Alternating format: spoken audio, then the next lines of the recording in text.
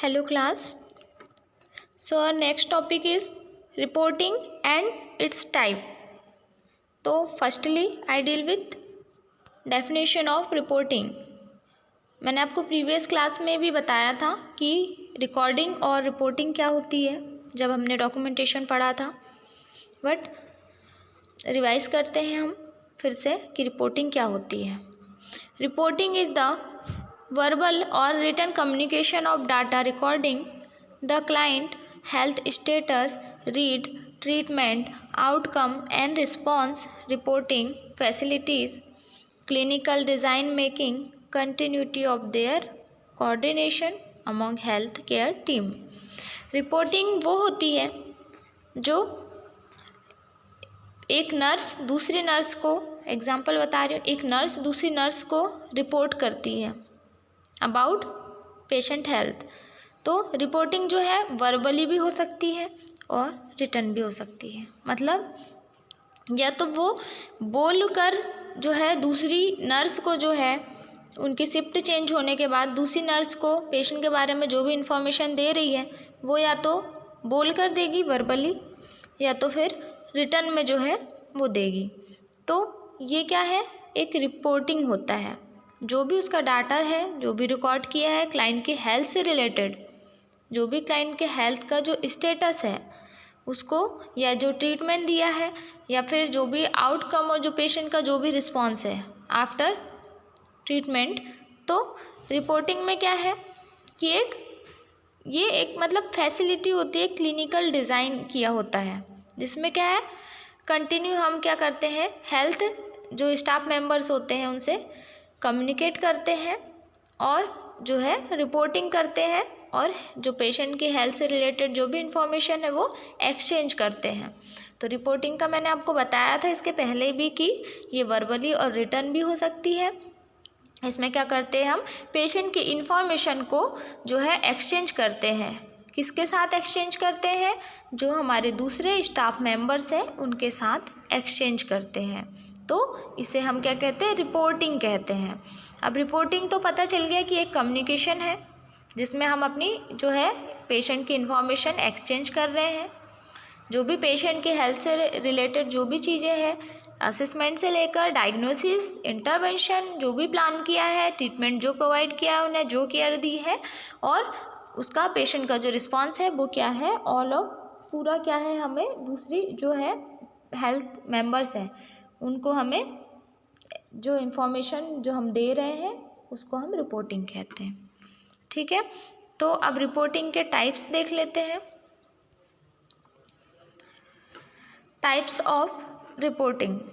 तो फर्स्ट जो टाइप्स है इसका, change of shift report. Change of shift report में मतलब क्या है, मतलब एग्जाम्पल के लिए दो नर्सेज हैं, उनकी जो है एक की मॉर्निंग शिफ्ट चल रही है, एक की इवनिंग शिफ्ट चल रही है. तो जब मॉर्निंग शिफ्ट वाली नर्स की जो है शिफ्ट जब चेंज होती है तो वो जो इवनिंग वाली शिफ्ट जो है उन्हें जो रिपोर्ट करती है, मतलब अभी मैंने आपको बताया कि जो भी इंफॉर्मेशन शेयर कर रही है पेशेंट की हेल्थ से रिलेटेड उसे हम क्या कहते हैं, चेंज ऑफ शिफ्ट रिपोर्ट है. मतलब in this type of report on duty nurse summarize information about a sign of client, it is also known as shift report. मतलब दिया हुआ है यही कि ये जो है एक टाइप है किसका, रिपोर्ट का. जो हम फर्स्ट पढ़ रहे हैं चेंज ऑफ शिफ्ट रिपोर्ट, ये एक रिपोर्ट का टाइप है जिसमें क्या करते हैं, जो भी ड्यूटी पर जो नर्स होती है वो जो है ड्यूटी के एंड में क्या करती है, समराइज़ करती है. मतलब जो भी इंफॉर्मेशन है पेशेंट की हेल्थ से रिलेटेड, उसके जो भी साइन सिम्टम्स है, जो भी आउटकम्स है, जो भी हमने केयर प्रोवाइड की है, सारी चीज़ों को क्या करती है, वो समराइज़ करती है. किसके सामने समराइज़ करती है, जो दूसरी नर्स होती है या फिर कोई हेल्थ स्टाफ मेंबर्स भी हो सकता है.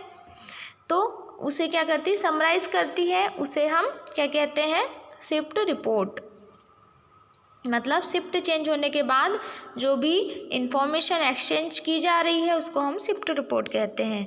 एग्जाम्पल देखते हैं इसका. nasogastric tube insertion is withheld for the client is tracheostomy is planned. This information need to convey to the nurse on next shift so that she should provide continuity of care. मतलब अब एक patient है, अब patient को जो है tracheostomy की गई है, ठीक है, ट्रैकियोस्टोमी की गई है, तो क्या है अब उसे अब फीडिंग कैसे देंगे, नेसोगैस्ट्रिक ट्यूब के थ्रू से फीडिंग करवाएंगे। तो अब जो नर्स है जिनके सामने ट्रैकियोस्टोमी की गई है, तो अब उनकी शिफ्ट चेंज हो रही है। अब उन्हें पता है कि नेसोगैस्ट्रिक ट्यूब इंसर्शन करना है ना, है ना, नेजो एनजी ट्यूब जो है वो डालना है, तो वो दूसरी नर्स को क्या करेगी, ये इन्फॉर्मेशन कन्वे करेगी कि अभी जो है इनका ये प्रोसीजर हुआ है और अब इनको जो है ये प्रोसीजर जो है एनजी ट्यूब जो है इनको इंसर्ट होना है। तो अब ये कन्वे करना ज़रूरी है, नेक्स्ट शिफ्ट वाली जो नर्स है उन्हें ये इन्फॉर्मेशन देना ज़रूरी है ताकि जो केयर प्रोवाइड कर रहे हैं हम उसको हम कंटिन्यू कर सके। तो ये इसका एग्जाम्पल था। तो मतलब क्या है कि जब नर्स की शिफ्ट जो है चेंज हो गई तो उन्हें क्या है दूसरी जो शिफ्ट की जो नर्स है उन्हें सारी इन्फॉर्मेशन देनी है कि प्रोसीजर जो भी किए हैं पेशेंट के वो क्या प्रोसीजर हो चुके हैं और क्या करने हैं, ठीक है। तो ये तो हमारी थी change of shift report. Second जो है ट्रांसफ़र रिपोर्ट। अब ट्रांसफ़र रिपोर्ट क्या होती है, मतलब जब हम पेशेंट को ट्रांसफ़र करते हैं तब जो रिपोर्ट हम देते हैं दूसरे को, मतलब जो स्टाफ मेंबर्स को जो रिपोर्ट करते हैं उसको हम ट्रांसफ़र रिपोर्ट कहते हैं। तो इसको देखते हैं, पढ़ते हैं हम क्या है। Such report is done in case client is transfer from one ward to another ward to receive different level of care.